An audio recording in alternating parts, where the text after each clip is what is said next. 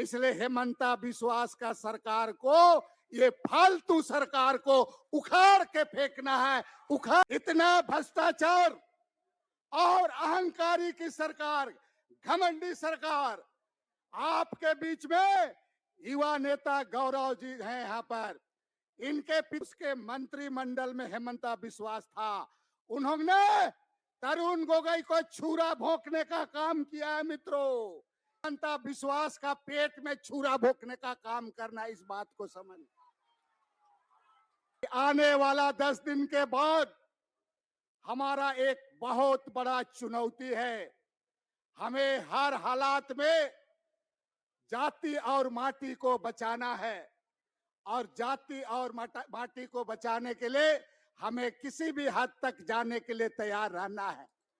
इस बार का चुनाव में हमको असम को बचाना है, हमारे असम का जाति को बचाना है, माटी को बचाना है और भ्रष्टाचार को मिटाना है। इसलिए हेमंता बिस्वास का सरकार को, ये फालतू सरकार को उखाड़ के फेंकना है, उखाड़ के फेंकना। इस बात को आपको कहने आया हूं। इतना भ्रष्टाचार और अहंकारी की सरकार, घमंडी सरकार। आपके बीच में युवा नेता गौरव जी हैं यहाँ पर, इनके पिताजी तरुण गोगोई मुख्यमंत्री थे, उसके मंत्रिमंडल में हेमंता बिस्वास था। उन्होंने तरुण गोगोई को छुरा भोंकने का काम किया है मित्रों। इसलिए याद करना, हमें वोट दे करके हेमंता बिस्वास का पेट में छुरा भोंकने का काम करना, इस बात को समझ। आज हमारे गौरव गोगोई एक ऐसा नेता है कि हेमंता बिस्वास के आंख में अगर उंगली डाल के कोई बात करने का नेता असम में है तो गौरव गोगोई है मित्रों। इस बात को समझना है। इसलिए मैं आपको कहने आया हूं, इस बार नहीं तो कभी नहीं, असम बचाना है, देश को बचाना है।